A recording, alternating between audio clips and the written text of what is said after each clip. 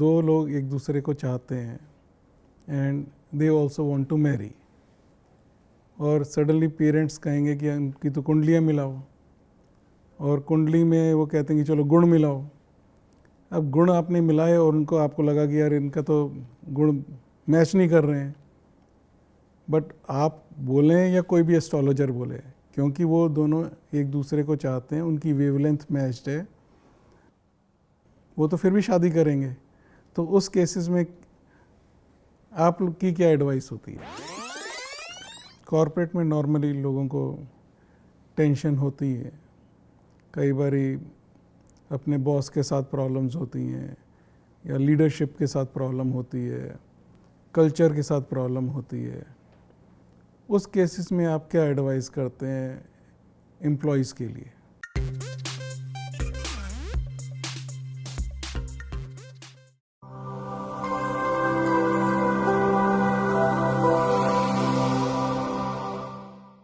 Welcome to LifeCraft. I am Hiren Chhabra. We are building a community of people having similar interests. And these interests can be in any of the hobbies: wellness, spirituality, astrology. And over a period of next 1 year, we will keep on adding the categories and thus creating the communities. Because people of similar liking would like to connect, meet, and learn from each other. Through this journey, I would be meeting life crafters and understand their craft and the learnings in the journey. In today's episode, I would be speaking to an astrologer who is a motivational astrologer. He is a numerologist.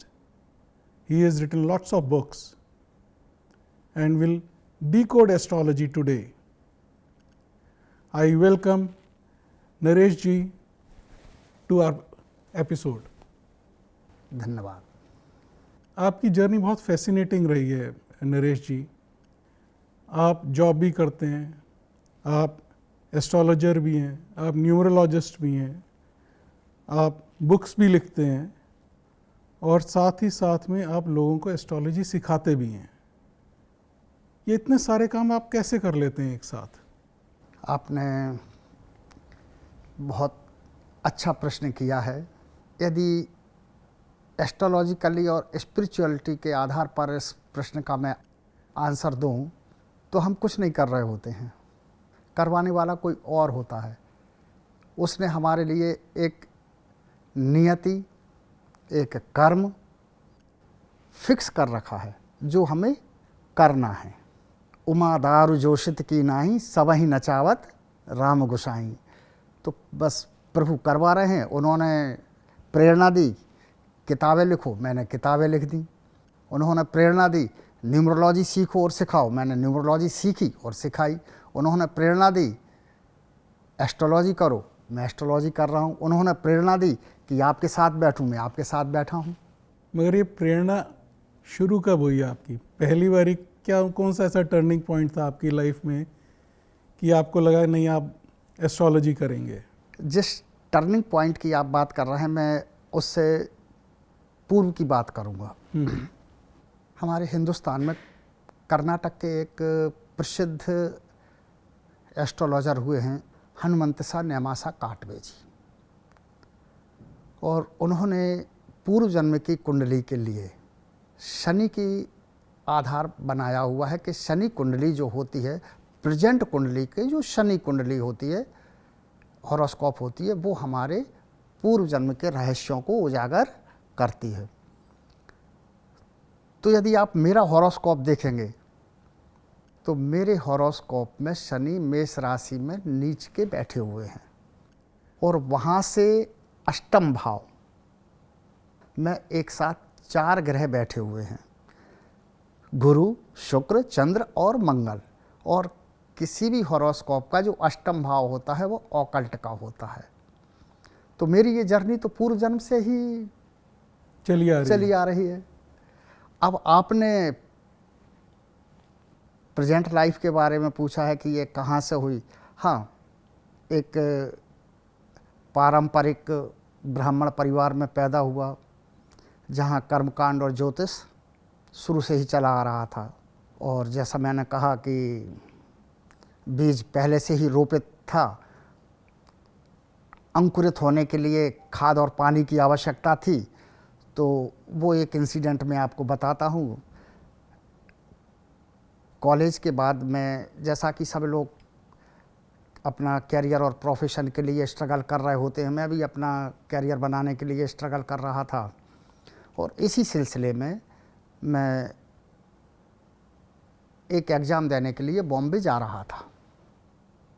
तो मेरी जो opposite birth पर एक सज्जन बैठे हुए थे, वो भारत सरकार के एक रिस्पेक्टेड ऑफिसर्स थे, और वो कुछ एस्ट्रोलॉजी से रिलेटेड कुछ पुस्तकें पढ़ रहे थे।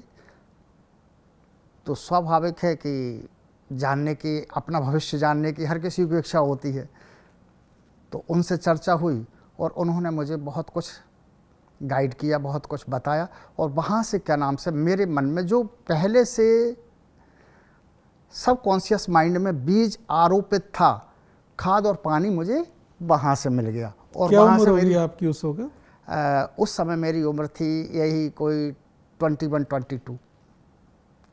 और वहाँ से मेरी जो जर्नी स्टार्ट हुई एस्ट्रोलॉजिकली और स्पिरिचुअल जर्नी, जो आज तक निरंतर चली आ रही है।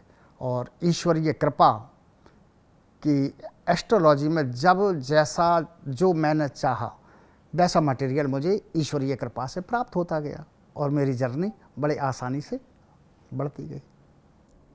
मैं चाहता हूँ आप ना थोड़ा सा हमको एस्ट्रोलॉजी ना लेमैन के लैंग्वेज में समझाएं, क्योंकि जैसे हमारे जैसे लोग होते हैं, हमको ये तो पता होता है कि 9 प्लैनेट्स होते हैं, 12 राशियाँ होती हैं, ज़ोडिएक साइन 12 होते हैं, मगर एस्ट्रोलॉजी जो कॉम्बिनेशन बनता है वो 12 हाउसेस और 27 नक्षत्र से भी बनता है। तो ये रोल ऑफ नक्षत्र और हाउसेस क्या होता है?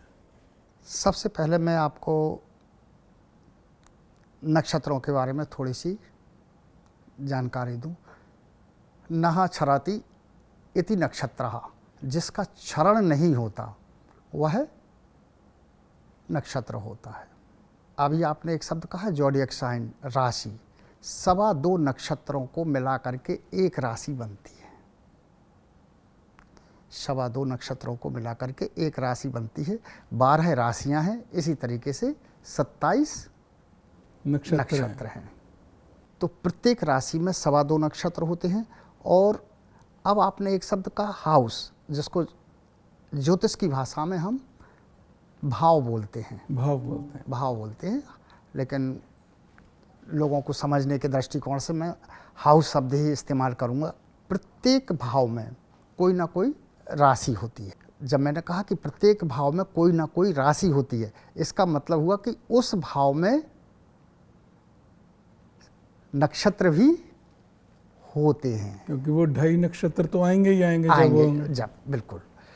तो 12 जो भाव हैं, ये हमारे जन्म से पहले से लेकर के मृत्यु पर्यंत और मृत्यु के बाद को भी सिग्निफाई करते हैं। ठीक है। और भाव यदि कहा जाए, मैं अपनी भाषा में कहूँ तो सिर्फ एक ही होता है, और उसे हम कहते हैं लग्न, एसेंडेंट।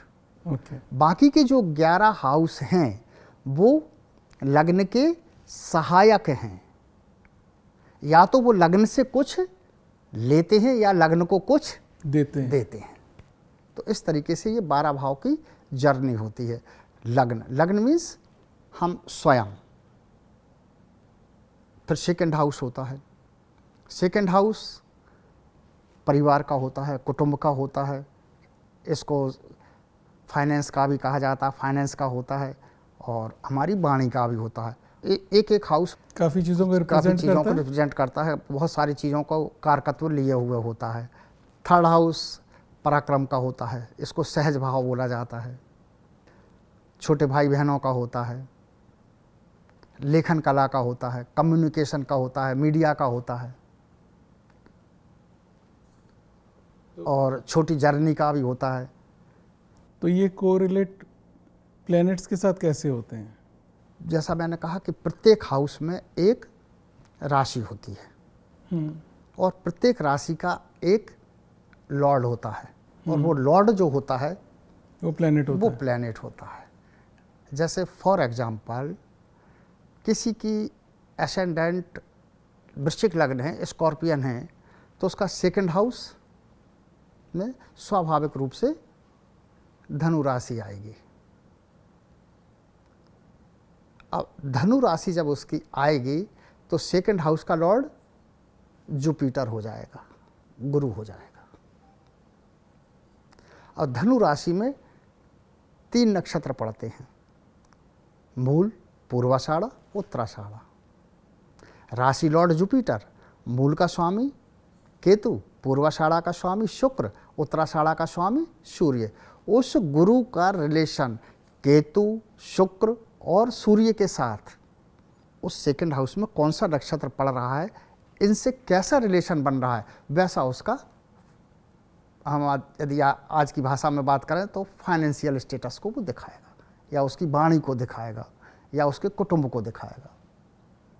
कॉम्प्लिकेटेड है जो आप बोल रहे हैं, मगर आपने समझाया बड़े अच्छे से, क्योंकि आज तक मेरे को ना इन चारों का कोरिलेशन नहीं समझ आ रहा था। आपने बहुत अच्छे से कोरिलेशन समझा दिया है।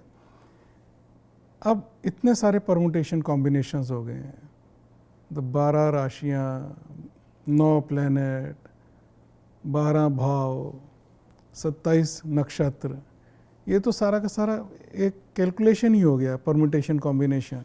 Astrology just as a mathematics. अभी आपने कहा 5,27,06,20 कॉम्बिनेशन बनते हैं एक हाउस के। तो ये 5 करोड़ जो कॉम्बिनेशंस बनते हैं एक हाउस के, तो आप लोग कैसे प्रिडिक्ट कर पाते हो कि ये ठीक है या गलत है? क्योंकि आप मतलब मोटा मोटा तो हमको जैसे समझ आ गया कि वो 2.5 नक्षत्र हैं और ये हाउस का ये वाला फंक्शन है या ये वाला रोल है, मगर 5 करोड़ कॉम्बिनेशंस समझाना, कैलकुलेट करना, आजकल तो वो इंस्टा में 2 मिनट में सारा कुछ सब बता देते हैं, आपकी पत्री भी सारी आ जाती है, वो फिर कितनी एक्यूरेट होती है? एक्चुअल में देखा जाए जो आपका हॉरोस्कोप है, वो आपके बर्थ टाइम का गोचर है, ट्रांजिट है, ठीक है ना। उस बर्थ टाइम के ट्रांजिट को, यानी कि आपकी हॉरोस्कोप को, जब आप किसी एस्ट्रोलॉजर के पास जाते हैं तो वर्तमान के ट्रांजिट से वो कोरिलेट करता है और वहाँ से चूज करता है कि आप किस चीज़ के लिए उसके पास आए। हमारे वेदों का एक प्रसिद्ध मंत्र है, चंद्रमा मनुष्यो जातः, पुरुष सूक्त में कहा गया है। किसी भी व्यक्ति का चंद्रमा जो है वो मन को सिग्निफाई करता है, मन का कारक ग्रह चंद्रमा है। जैसे जैसे चंद्रमा का ट्रांजिट आगे बढ़ता जाएगा वैसे वैसे व्यक्ति का माइंड फ्लक्चुएट होता जाएगा, वैसे वैसे उसके मन में सुविधाएं, दुविधाएं, प्रश्न, उत्तर, ये उसके मन में उपजते जाएंगे। तो हम प्रेजेंट के चंद्रमा को पकड़ लेते हैं कि प्रेजेंट का चंद्रमा किस राशि से संचार कर रहा है, किस नक्षत्र से संचार कर रहा है, उस नक्षत्र के भी किस उपनक्षत्र से संचार कर रहा है, वो उपनक्षत्र किस चीज़ का कारक प्लैनेट है, वो हम आपको बता देते हैं।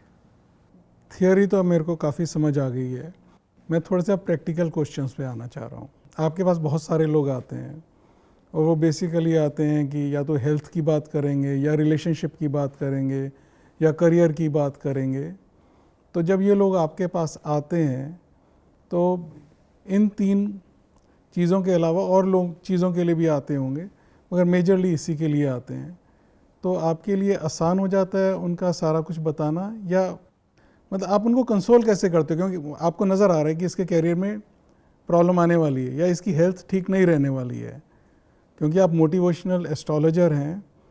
तो आप इस चीज़ को टैकल कैसे करते हैं? क्योंकि मैं ये भी जानना चाह रहा हूँ कि मोटिवेशनल एस्ट्रोलॉजी का मतलब ये तो नहीं है कि हम फॉल्स होप दे दें, फियर साइकोसिस हो जाए, तो आप कैसे टैकल करते हैं इस सिचुएशंस को?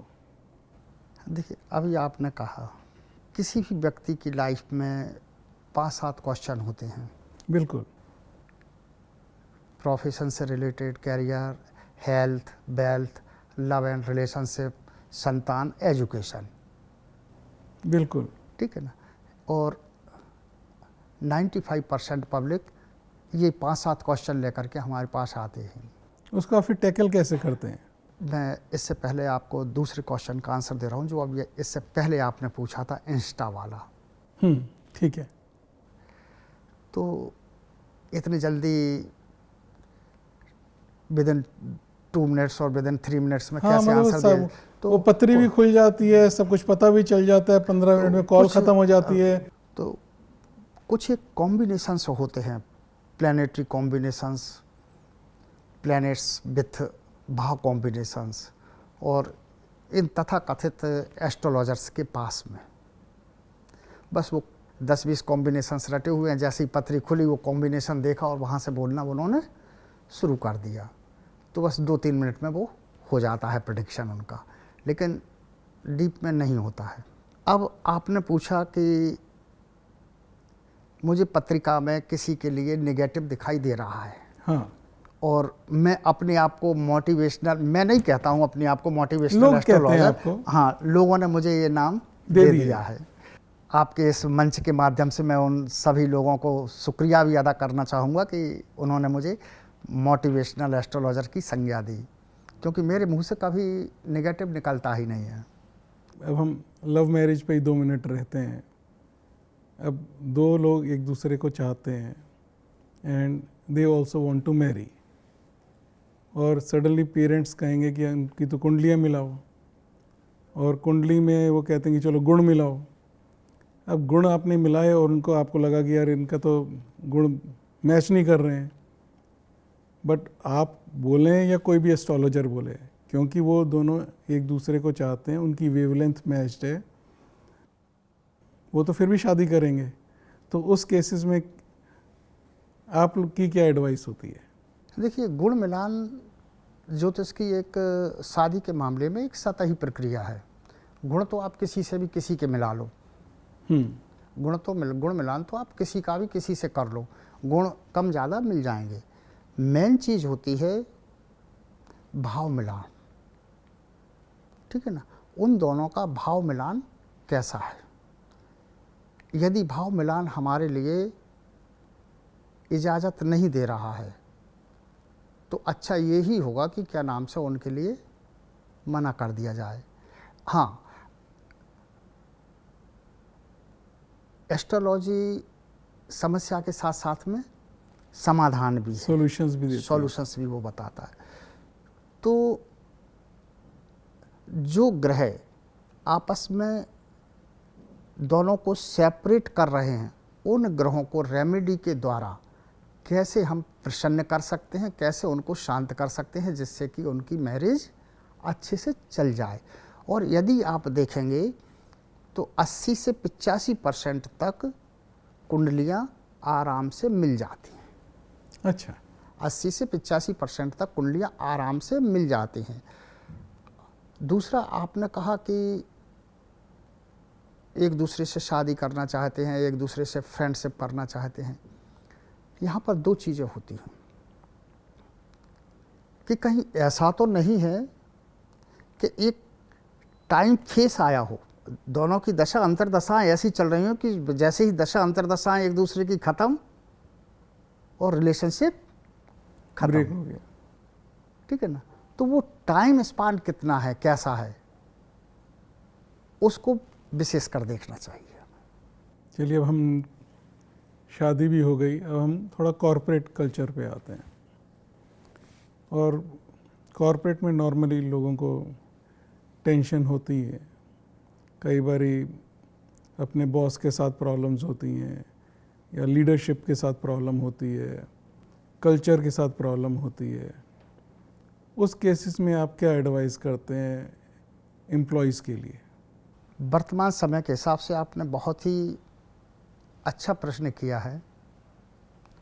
एस्ट्रोलॉजिकली यदि बात की जाए, आज मैं और आप यदि बैठे हैं, कहीं ना कहीं प्लैनेटरी कॉम्बिनेशन हमारा ऐसा बना होगा आज के दिन इस समय कि हम आमने सामने बैठ कर के चर्चाएं करें। तो किसी भी कारपोरेट कंपनी में, किसी भी कंपनी में जो बॉस की बात नहीं कर रहा हूँ, एम्प्लॉयज़ की बात कर रहा हूँ,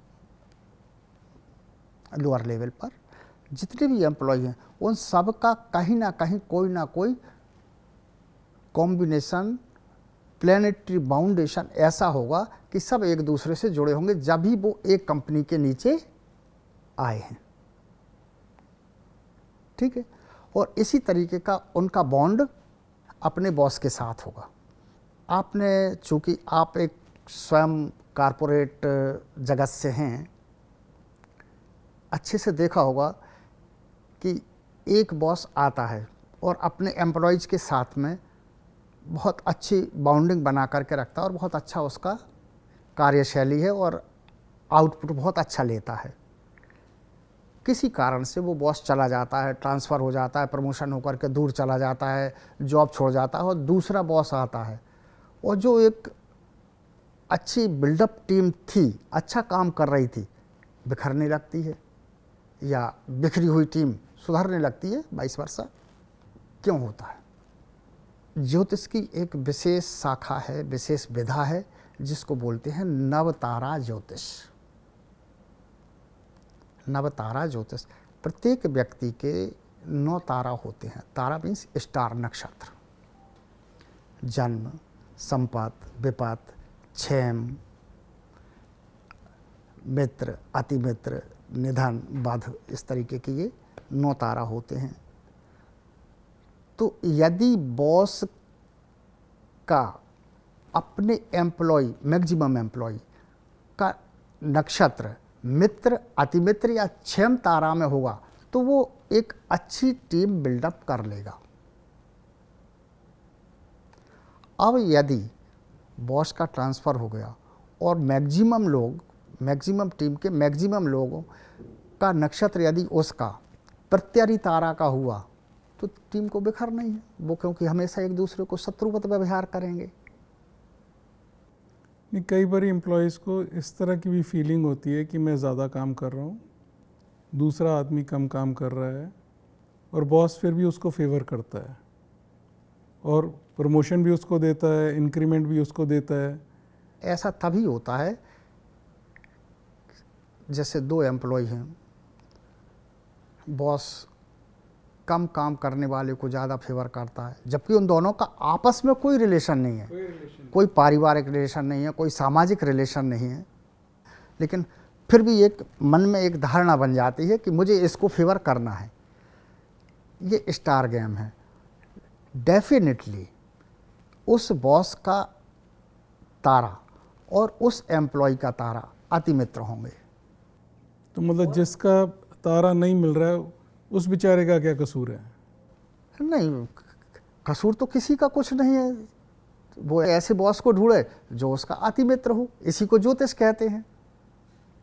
यदि वो ढूंढ सकता है तो ऐसे व्यक्ति को बॉस के रूप में चुने जो उसका, क्या नाम से, न्यूमरोलॉजी में भी तो हम देखते हैं कि क्या नाम से, नंबर गेम में, कि जो उसका मित्र अंक हो, तो ऐसे व्यक्ति को ढूंढे। और मैक्सिमम यदि आप देखें, कारपोरेट में ही नहीं, घर में भी, परिवार में भी, समाज में भी, राजनीति में भी, हर जगह ये स्टार गेम, नक्षत्र गेम, नंबर गेम ये चल रहा है। यदि आपके कर्म अच्छे हैं, ईश्वरीय कृपा है, तो आपको आपका बॉस फेवर का मिल जाएगा, यानी कि वो बेस्ट फ्रेंड मिल जाएगा, अतिमित्र मिल जाएगा, नहीं तो हो सकता है वो प्रत्यरी मिल जाए। ये आपकी डेस्टिनी है। एक क्वेश्चन अब मैं बिजनेस साइड से पूछता हूँ। एक बिजनेसमैन है, वो एक बिज़नेस स्टार्ट करता है, बहुत अच्छा चलता है। मान लिया उसने फर्टिलाइज़र का बिज़नेस स्टार्ट किया। अब उसको जब बहुत अच्छा ग्रो करने लगता है तो उसको लगता है कि अब मैं थोड़ा डाइवर्सिफाई करूं। हो सकता है क्या कहते हैं किसान आंदोलन चल रहा है, इंडस्ट्रियलाइजेशन चल रहा है, फर्टिलाइज़र कम ना पड़ जाए, तो उसने घी की फैक्ट्री खोल ली। पता चला कि फर्टिलाइज़र की फैक्ट्री तो अच्छी चलती रही अगले 10 साल तक, घी की फैक्ट्री ने जो उसने वहाँ पे प्रॉफिट किया था उससे भी नुकसान हो गया। सेम बॉस है, सेम एम्प्लॉयज़ हैं, सेम लीडरशिप टीम है, तो एक बिज़नेस में इतना फ़ायदा और दूसरे बिज़नेस में इतना नुकसान कैसे हो जाता है? देखिए, यहाँ पर सेम बॉस है, सेम टीम है, सब कुछ सेम है, लेकिन प्रोफेशन दो डिफरेंट है। बिल्कुल। और बल्कि आप इन दो प्रोफेशन को भी सेम बोल दीजिए। उसने सेम क्या नाम से फर्टिलाइज़र फैक्ट्री डाल ली या सेम घी की फैक्ट्री डाल ली, तब भी बात यही होगी। हाँ, बात वही है, बात मतलब वही है। बिल्कुल। इसके पीछे रीज़न क्या होता है, जब हम फर्स्ट प्रोफेशन की बात करते हैं तो वो हम देखते हैं 10th हाउस से। 10th house is our first profession. 10th house की कस्पल इंटरलिंक यदि पॉजिटिव है, 1, 3, 5, 9, 11 के द्वारा जुड़ी हुई वो लिंक है, तो उसका फर्स्ट प्रोफेशन अच्छा चलेगा। सेकंड प्रोफेशन हम देखते हैं 12th हाउस से। तो यदि अब आपने लॉस की बात कही, तो डेफिनेटली 12th हाउस की कस्पल इंटरलिंक निगेटिव हो गई, 4, 8, 12 से हो गई। जब 4, 8, 12 से हो गई तो उस बिजनेस में उसको लॉस जाना ही जाना है। उसने उठा करके आपके क्लाइंट ने, आपके व्यवसायी ने, आपके इंडस्ट्रियलिस्ट ने एक थर्ड प्रोफेशन, थर्ड वेंचर भी डाल दिया। थर्ड वेंचर को हम देखेंगे सेकंड हाउस से, तो वो हो सकता है वो चल जाए। वो हो सकता है चल जाए, मे बी पॉसिबल उसकी इंटरलिंक्स, कस्पल इंटरलिंक्स पॉजिटिव हों। मतलब कोई ज़रूरी तो नहीं है ना कि पहला बिजनेस भी अच्छा चले और दूसरा बिजनेस भी तो अच्छा चल सकता है। बिल्कुल चल सकता है, यानी कि 10th हाउस की कस्पल इंटरलिंक्स और 12th हाउस की कस्पल इंटरलिंक्स यदि पॉजिटिव हैं, पॉजिटिव हाउसेस के साथ में उनका लिंकअप है, तो अच्छा चल सकता है। सामान्यतः मेरे देखने में ऐसा आया है, और आप भी कारपोरेट जगत से जुड़े हुए, आपने भी इंडस्ट्रियलिस्ट को, व्यवसायियों को देखा होगा, मल्टीपल बिजनेस करते हैं, उनके कई कई वेंचर होते हैं। एक बिजनेस में वो घाटा खाते हैं तो एक में प्रॉफिट उठाते हैं। उसका रीज़न कस्पल इंटरलिंक में यही छिपा हुआ है। आपके पास बहुत सारे लोग आते होंगे जो बोलते होंगे कि अब मैंने बहुत जॉब कर ली है, मैं अपना बिजनेस करना चाहता हूँ, मगर उनको ये नहीं पता उनको क्या बिजनेस करना है। तो वो आपसे दो सलाह मांगेंगे, क्या मैं बिजनेस करूं या ना करूं, और अगर करूं तो कौन सा करूं। तो उसका आप जवाब कैसे देते हैं? देखिए, सबसे पहली बात तो ये है कि आपने बहुत अच्छा प्रश्न किया है। हमारे चारों ओर 2 तरीके के लोग होते हैं, बल्कि 3 तरीके के लोग होते हैं। या तो जो आजीवन जॉब ही करते रहते हैं, या जो बिजनेस करते हैं, ऑन वेंचर डालते हैं, या कुछ लोग ऐसे भी होते हैं जो जॉब भी करते हैं और बिजनेस भी करते हैं। मैं चौथे की बात कर रहा हूँ, जो अभी तक क्या कहते हैं, हाँ। जॉब कर रहा था, अब उसने कहा मेरे को अब जॉब नहीं करनी है, मेरे को सिर्फ बिजनेस करना है। बिजनेस करना है। तो यदि जब मेरे पास कोई ऐसा व्यक्ति आएगा कि मैं जॉब छोड़ करके अब बिजनेस में जा रहा हूँ, तो सबसे पहले हम उसकी दशा पर आएंगे, बिनशोलतरी दशा पर आएंगे। क्या दशा एग्री कर रही है उसको बिजनेस करने के लिए, तो हम उसको बोलेंगे कि आप बिजनेस करिए। अब दशा एग्री कैसे कर रही है? किसी भी हॉरोस्कोप में 6th हाउस जो होता है वो सर्विस का होता है, और 7th हाउस जो होता है वो होता है बिजनेस का।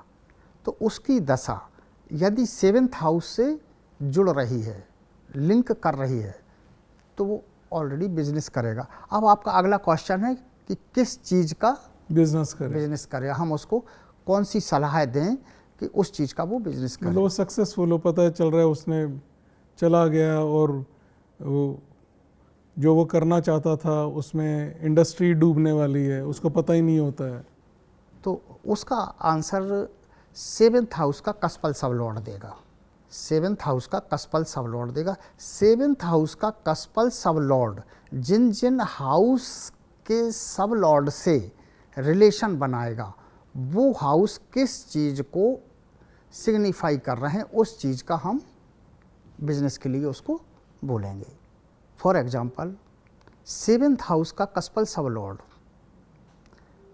यदि 3rd हाउस से रिलेशन डेवलप करता है तो हम उसको कम्युनिकेशन का, मीडिया का, आईटी सेक्टर, कंप्यूटर वगैरह वगैरह जो चीज़ें हैं, प्रिंटिंग प्रेस, लेखन, इन सब चीज़ों के लिए क्या नाम से एडवाइज कर देंगे।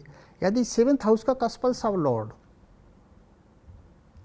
यदि 5th हाउस को सिग्निफाई कर रहा है, 5th हाउस से जुड़ रहा है, तो हम उसको दलाली का, एजेंसी का, एजेंटशिप का, मनोरंजन के क्षेत्रों का, इनका एडवाइस कर देंगे कि इन क्षेत्रों में आप अपना भाग गजमाओ, ये बिजनेस करो। अब मैं आपसे ना बिल्कुल जो इस वक्त वर्ल्ड की सिचुएशन है उस पर थोड़ा सा डिस्कशन करना चाहता हूँ।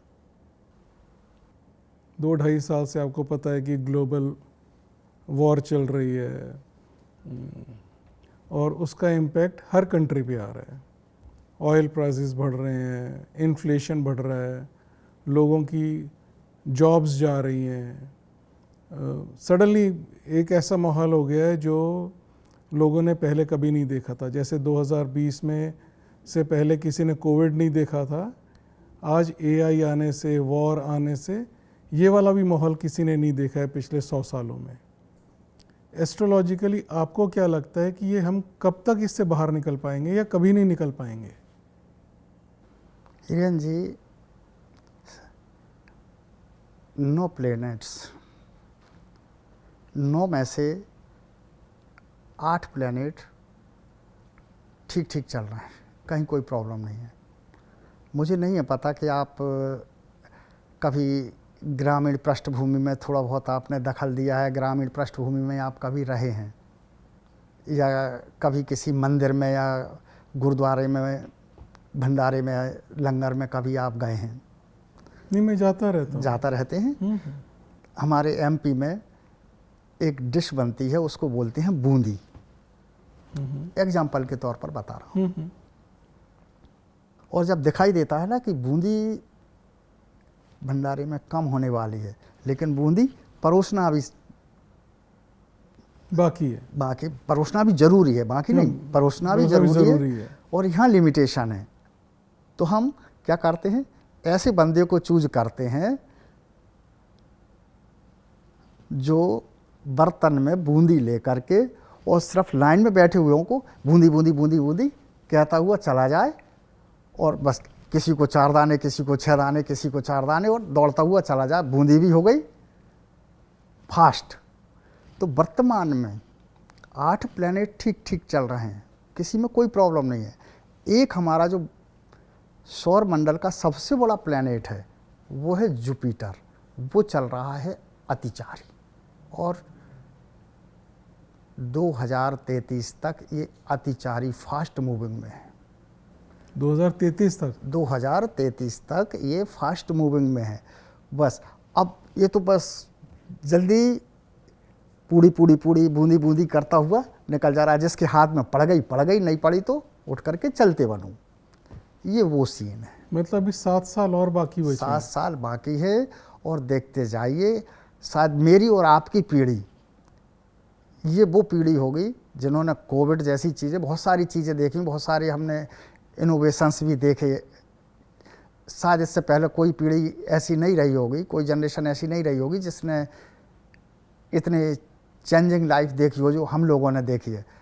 आप देखते जाइए 2033 तक क्या क्या और चेंज होने वाला है, ग्लोबल लेवल पर, जियो लेवल पर, पॉलिटिक्स के लेवल पर, जलवायु के लेवल पर, हर लेवल पर कितने चेंजेज आपको देखने को मिलेंगे। देखते जाइए। नरेश जी, जैसे आप कह रहे हैं कि 2033 तक इतनी प्रॉब्लम्स चलने वाली हैं, उसका मतलब हुआ इसका इम्पैक्ट 8 बिलियन लोगों पे आएगा।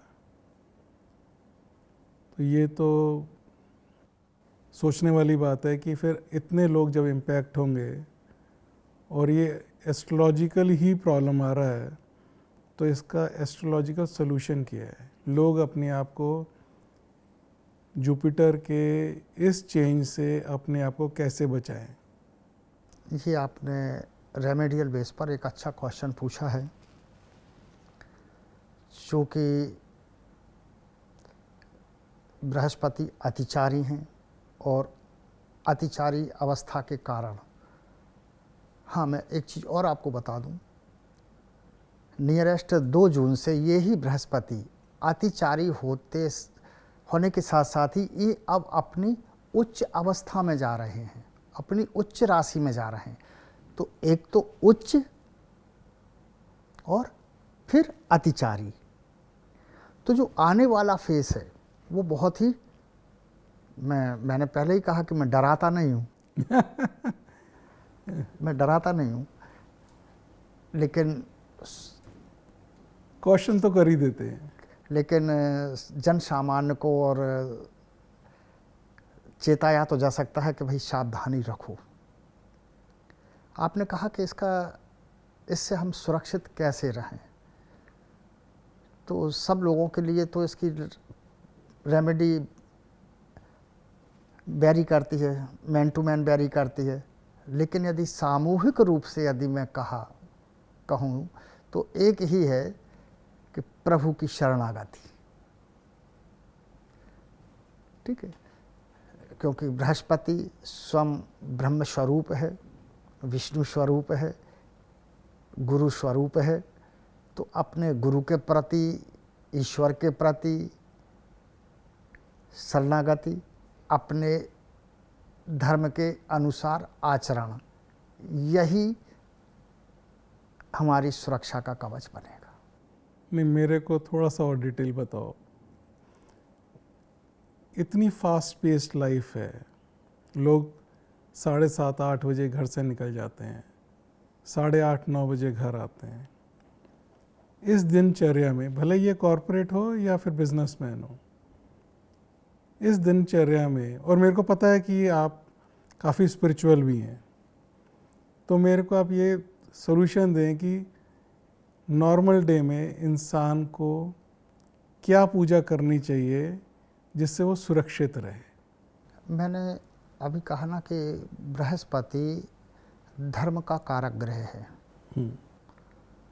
और मैं किसी भी व्यक्ति को किसी भी पूजा या किसी भी पाठ में नहीं उलझाना चाहता हूँ। ये आपने पूजा और पाठ एक हमारे सनातन धर्म की पद्धति के अनुसार बोल दिया, लेकिन इससे तो इम्पैक्ट नॉन सनातनी भी हो रहे हैं। बिल्कुल सही बात है। ठीक है ना, और उनकी पूजा पद्धति अलग होगी। तो सनातनियों के लिए क्या हेल्प है, उतना तो आप बता दें। मैं जुपिटर सबके लिए अतिचारी है, सनातनियों के लिए ही नहीं है, ये ओवरऑल वर्ल्ड के लिए है। तो रेमेडी भी ओवरऑल वर्ल्ड के लिए, क्योंकि हम तो वो बोलने वाले हैं ना, विश्व का कल्याण हो, वसुदेव कुटुंबकम की भावना लेकर के चलते हैं। तो हम सिर्फ सनातनियों के लिए सोचें तो हम लोगों की मानसिकता संकीर्ण हो जाएगी और हमें उससे उबरना है। मैंने कहा कि बृहस्पति धर्म का कारक ग्रह है, और धर्म के बारे में कहा स्वधर्मम निधनम श्रेयः परधर्मो भयावह। अपने धर्म के प्रति आचरण करना प्रत्येक जीव मात्र, प्रत्येक मानव मात्र के लिए करणीय है। यदि वो अपने स्वधर्म में उसका निधन भी हो जाता है तब भी वह उसके लिए उचित है। इससे मेरे दिमाग में एक क्वेश्चन और आ रहा है। जो लोग आपके पास आते हैं वो हेल्थ, कैरियर, रिलेशनशिप के लिए आते हैं, जो संसारिक रिक्वायरमेंट है, उनको अपनी स्पिरिचुअल जर्नी करनी हो, तो एस्ट्रोलॉजिकली कैसे करेंगे वो? एस्ट्रोलॉजी सिर्फ इस जन्म की तो है नहीं, पिछले जन्म की भी है, अगले जन्म की भी है। यदि वास्तव में कहा जाए, मतलब मोक्ष चाहिए हो तो क्या करना पड़ेगा? यदि वास्तव में कहा जाए, क्वेश्चन आंसरिंग की हमारी अभी तक की जो एक लंबी प्रक्रिया चली, उसमें यदि सबसे अच्छा बेस्ट क्वेश्चन यदि मैं कहूँगा कि आपका कौन सा था, तो वो ये था। और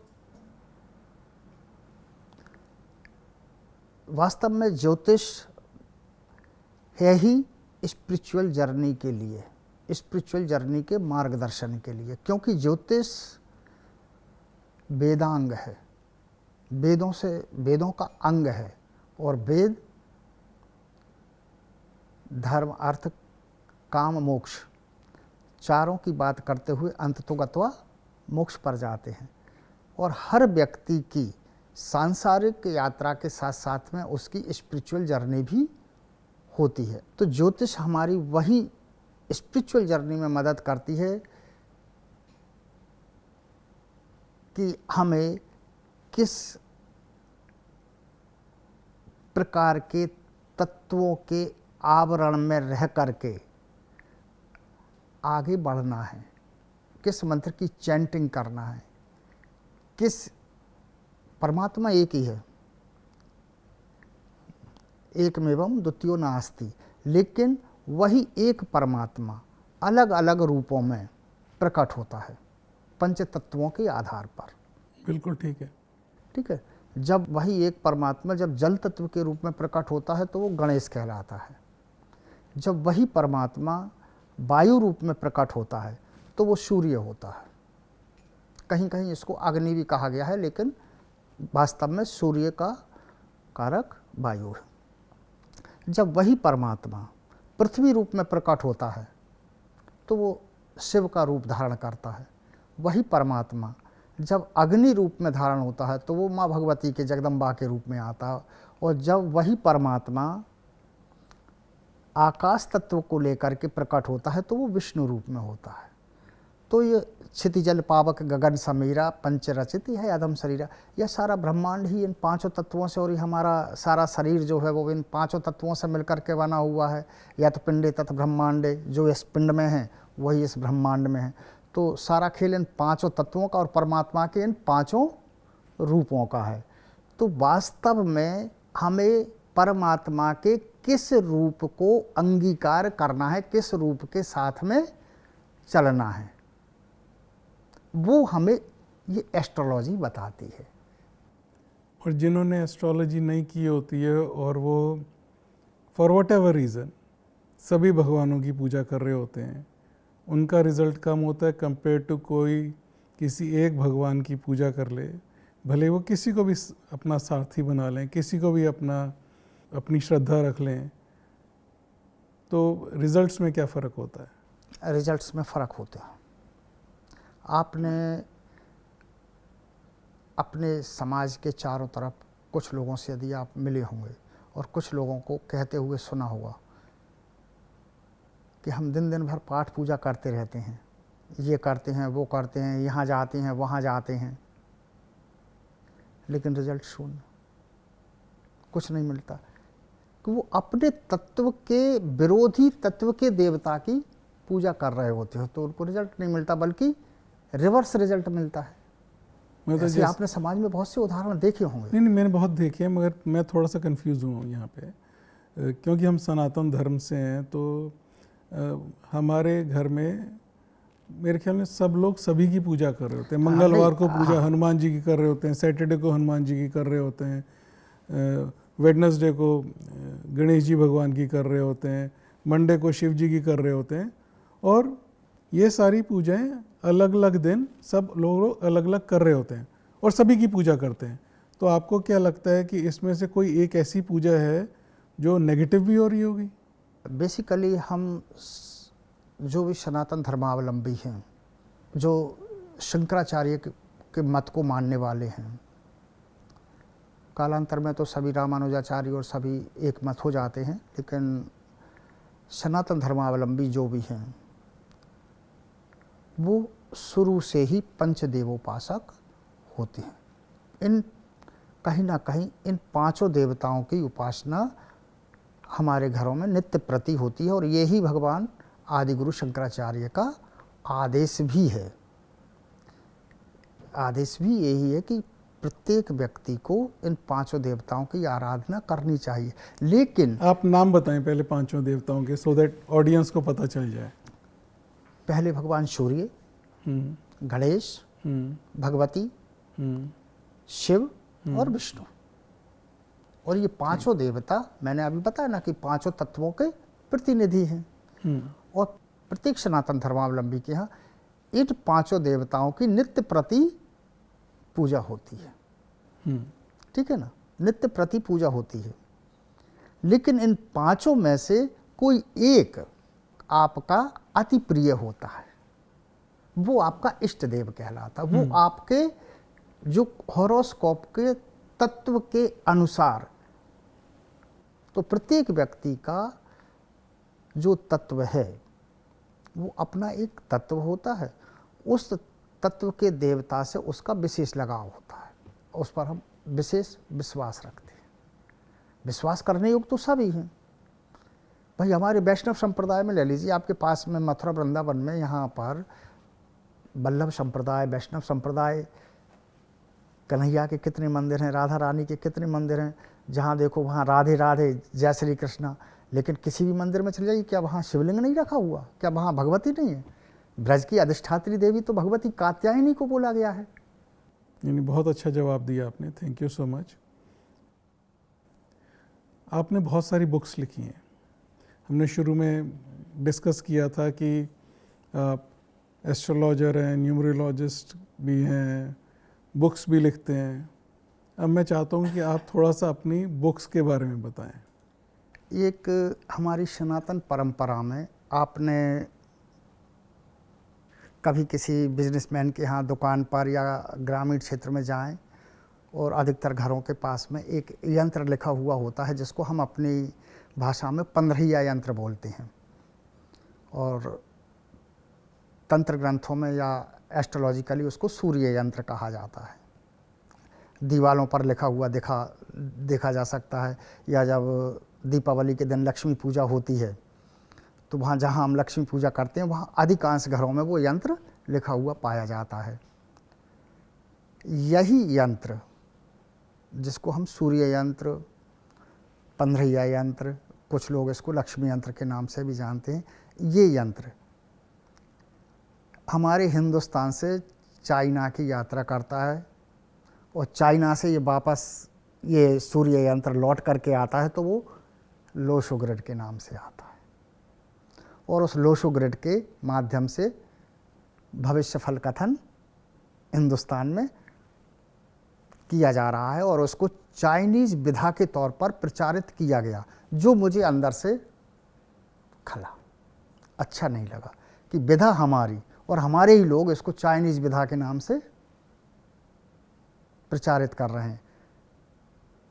इस पर मेरी दीदी हैं पूनम जी, उनसे काफ़ी डिस्कस भी हुआ और फिर हमने इसका अध्ययन किया और अध्ययन करने के बाद में इस लोशो ग्रिड को सूर्य यंत्र के नाम से पुनः प्रतिस्थापित करने के लिए सूर्य यंत्र ज्योतिष नाम से एक पुस्तक, मेरे एक मित्र हैं आदरणीय अरुण मित्तल जी, कोटा से हैं, उनके साथ में एक पुस्तक मैंने लिखी।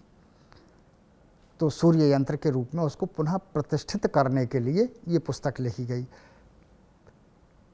चूँकि ये इसको लोशो ग्रिड में बहुत सारे प्रश्न अनुत्तरित थे, उनको न्यूमरोलॉजी में सॉल्व करने के लिए एक डॉक्टर अपर्णा शर्मा हैं, उनको न्यूमरोलॉजी की बहुत अच्छी नॉलेज है। उन्होंने अंकों की दुनिया और आप मेरे साथ लिखी, तो वहाँ हमने सेफेरियल ग्रिड को दिया। फिर IIMT यूनिवर्सिटी मेरठ, वहाँ पर ज्योतिष का सिलेबस पाठ्यक्रम शुरू किया गया था, तो वहाँ से डिमांड आई कि न्यूली स्टूडेंट्स के लिए सिलेबस की आवश्यकता है। तो हमने भारतीय ज्योतिष और पंचांग नाम से पुस्तक और कालचक्र और ज्योतिष नाम से पुस्तक IIMT यूनिवर्सिटी मेरठ की ज्योतिष विभाग की विभाग अध्यक्ष श्रीमती आशा त्यागी जी के साथ में मैंने ये 2 पुस्तकें लिखी। और सबसे रोचक बात अब मैं जो बोलने जा रहा हूँ, जो पुस्तक मेरी सबसे पहले आ जाना चाहिए थी, जिसकी तैयारी कोविड काल में हमने की थी और रात रात भर जाग जाग करके दिन दिन भर मेहनत करके जिस पुस्तक की अवधारणा आई और जिस पुस्तक को आ जाना चाहिए, वो पुस्तक मेरी सबसे लास्ट में आदरणीय पूनम दीदी के साथ में नक्षत्र ज्योतिष प्रवेशिका। इस किताब की आप बात कर रहे हैं? जी हाँ, इसी किताब की बात कर रहा हूँ। ये किताब मेरी सबसे लास्ट में आई। ये किताब एक साउथ इंडियन बेस पर है, कस्पल इंटरलिंक प्रणाली पर आधारित है। ये वो पुस्तक है एस्ट्रोलॉजी के क्षेत्र में जिस क्वेश्चन का आंसर एस्ट्रोलॉजी की किसी और विधा में नहीं मिल रहा होगा, उस आंसर को आप इस पुस्तक में खोजिए, आपको वो आंसर मिल जाएगा। और इस पुस्तक में हमारी पूनम जी ने बहुत बहुत मेहनत की है। नहीं, ये तो अब मेरे को आप ये बताएं कि आपकी पुस्तकें पढ़कर बिना गाइडेंस के क्या कोई एस्ट्रोलॉजर बन सकता है? Basic astrologer. हाँ, मेरी न्यूमरोलॉजी की दोनों पुस्तकों को पढ़ करके कोई भी व्यक्ति एक अच्छा न्यूमरोलॉजिस्ट बन सकता है, समाज को एक अच्छी दिशा और दशा बता सकता है। भारतीय ज्योतिष और पंचांग और कालचक्र और ज्योतिष, ये 2 किताबें पढ़ करके कोई भी व्यक्ति बेसिक एस्ट्रोलॉजर बन सकता है। वो एस्ट्रोलॉजी में अपनी इतनी पकड़ बना सकता है कि कोई एस्ट्रोलॉजर उसको बेवकूफ़ न बना पाए। और दूसरों का भविष्य बताना तो इतनी जल्दी आसान नहीं है, किसी का प्रेडिक्शन करना तो इन दोनों पुस्तकों के बल पर इतना आसान नहीं है। लेकिन नक्षत्र ज्योतिष प्रवेशिका पुस्तक पढ़ करके कोई भी व्यक्ति कम से कम ये बता सकता है कि आपकी डेस्टिनी में ये है कि नहीं है, आपकी पोटेंशियल क्या है, आपकी लाइफ में आपकी संभावनाएं क्या हैं। तो एक मोटे तौर पर कहा जाए तो मेरी इन 5 पुस्तकों को पढ़ने के बाद में ज्योतिष तो एक अथाह संसार है, तो मैं तो ये कहूँगा कि कम से कम 1 से 2% वो एस्ट्रोलॉजर बन जाएगा, इससे ज़्यादा नहीं, क्योंकि 5% से तो ऊपर मैं ही नहीं बन पाया। एपिसोड क्लोज करने से पहले आपको मैं कॉन्ग्रेचुलेट करना चाहूँगा कि आपकी 2 पुस्तकें जिनका विमोचन vice president of India CP Radhakrishnan ji ने किया था, और आज हमारे ऑडियंस को भी पता चलेगा कि हम कितने ख्याति वाले एस्ट्रोलॉजर श्री नरेश कुमार शर्मा जी के साथ आज हमने बातें की और कितना हमने सीखा। मैं आपका बहुत बहुत धन्यवाद करना चाहूँगा। Thank you so much sir.